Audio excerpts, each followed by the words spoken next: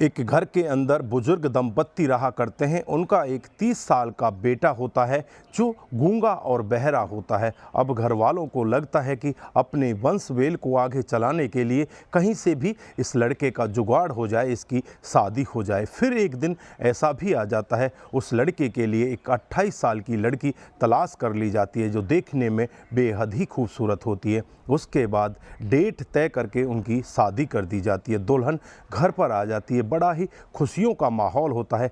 जैसे ही 2-4 दिन शादी के बाद बीतते हैं, उस घर में होता है इतना बड़ा कांड। वहाँ पर एक 12 साल की लड़की होती है जिसे वो दुल्हन अपने साथ वहाँ से अगवा करके ले जाती है। और फिर जब वो पकड़ में आती है तो होता है एक इतना चौंकाने वाला कांड। दोस्तों, अगर आप भी पूरा मामला सुनेंगे तो एक बार के लिए आप भी सोचने के लिए मजबूर हो सकते हैं। एक बार के लिए आपको भी ऐसा लगेगा कि ऐसी दुल्हन किसी के घर में भी ना आए।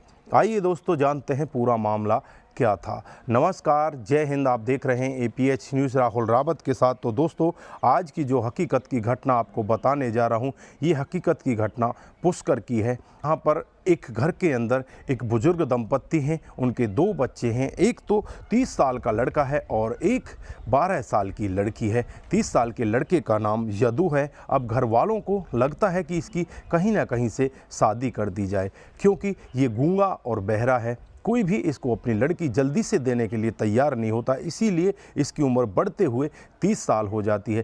धीरे धीरे उम्र और बढ़ने लगती है। घर वालों को अब बहुत ज़्यादा चिंता सताने लगती है कि कहीं से इसका कोई जुगाड़ हो जाए, इसकी शादी हो जाए, बस किसी भी तरह से इसका एक बार घर बस जाए। इधर घर वाले बहुत ही ज़्यादा परेशान होकर फिर उन्हें एक लड़की मिलती है जो झारखंड के जम्मू रायगढ़ की रहने वाली होती है, जिसकी उम्र 28 साल होती है। जो लड़के का पिता होता है उस लड़की के घर वालों से बातचीत करता है और उनसे कहता है कि मेरे बेटे की शादी करा दीजिए। इधर लड़की वाले भी कहते हैं कि हमारी बेटी भी 28 साल की है। फिर इधर जो पिता होता है लड़के का, वो पूछने लगता है कि आपकी बेटी की शादी अब तक क्यों नहीं हुई। लड़की के घर वाले होते हैं, वो बताते हैं कि ये लड़की मांगलिक थी, इसलिए इसकी शादी नहीं हो पाई। अब इसका मांगलिक दोस्त तो दूर हो चुका है, लेकिन अब इसकी उम्र ज़्यादा बढ़ गई है, इस वजह से जल्द से इसे कोई लड़का नहीं मिल रहा। इधर जो लड़के का पिता होता है वो कहने लगता है कि लड़का तो मेरा है, लेकिन उसके अंदर एक कमी है, वो गूंगा और बहरा है, लेकिन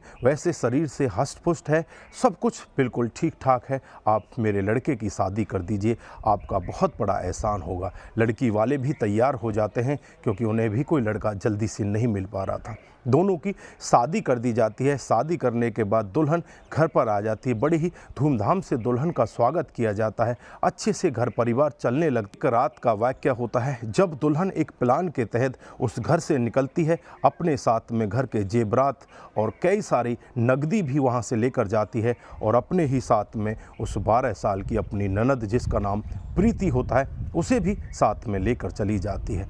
अब रात भर तो किसी को कुछ नहीं पता, लेकिन जैसे ही अगली सुबह होती है, अगली सुबह घर वाले देखते हैं तो ना तो घर में उनके बेटे की बहू है और ना ही उनकी बच्ची है। अब घर वाले बहुत ज़्यादा परेशान हो जाते हैं। आसपास के लोगों से भी पूछताछ करते हैं, लेकिन कहीं से भी उनके बेटे की बहू और उनकी बेटी का कोई खुलासा हो पाता। ससुराल में भी फ़ोन करते हैं, लेकिन वहाँ पर भी वो लड़की नहीं होती और फिर नज़दीकी पुलिस स्टेशन में पहुँच जाते हैं। वहाँ जाकर अपनी बेटे की बहू और अपनी बेटी की गुमशुदगी की रिपोर्ट दर्ज करा देते हैं।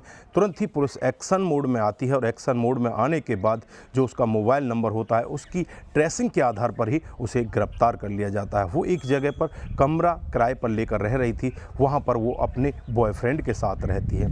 जब पुलिस उसे गिरफ्तार करती है, गिरफ्तार करने के बाद जो 12 साल की बच्ची होती है उसे भी उसके चंगुल से छुड़ाया जाता है। और इधर जब उससे पूछताछ की जाती है तो एक ऐसा चौंकाने वाला सत्य वहाँ पर दिखाई देता है जिसे सुनकर हर कोई व्यक्ति परेशान हो जाता है। औरत बताती है कि मैं इस गूंगे बहरे से प्यार नहीं करती थी, मैं तो इस लड़के के साथ प्यार करती थी जिसके साथ मैं अभी हूँ। मेरी शादी घर वालों ने ज़बरदस्ती कर दी, मैं नहीं चाहती थी कि इसके साथ शादी हो। उसके बाद उससे जो जेवरात होते हैं, जो नकदी होते हैं, उन सब को ले लिया जाता है और पुलिस उनके खिलाफ मामला दर्ज करके उन दोनों को अरेस्ट कर लेती है। और फिर इधर आसपास के लोगों में पंचायत बैठने लगती हैं। जो ससुराल पक्ष होता है उसमें भी पंचायतें होती हैं और जो मायका पक्ष होता है उसकी भी पंचायतें होती हैं। पंचायत आपस में एक दूसरे के साथ बातचीत करना चाहती हैं और जल्द ही इस सब के बारे में कोई बड़ा निर्णय लेने वाली है। दोस्तों, ये तो भविष्य के गर्भ में छुपा हुआ है कि आगे होने वाला क्या है। क्या कोर्ट के जरिए उस औरत को सज़ा मिलेगी या पंचायत के जरिए कोई ऐसा फैसला निकलता है जिसकी वजह से उसे छोड़ दिया जाएगा। दोस्तों, जैसे ही इस पंचायत के बारे में कुछ पता चलेगा कि वहाँ पर क्या निर्णय हुआ है, वो सब आपके सामने लेकर मैं फिर से हाजिर हो जाऊँगा।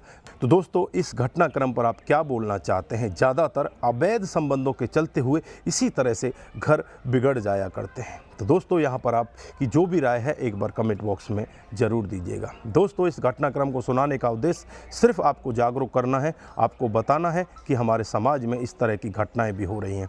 दोस्तों, आज के लिए बस इतना ही। फिर मिलते हैं किसी नए मोड़ के साथ। तब तक के लिए आप अपना ख्याल रखें, अपने परिवार का ख्याल रखें, सतर्क रहें, सावधान रहें और ऐसे क्राइम को अपने आसपास ना होने दें। नमस्कार, जय हिंद।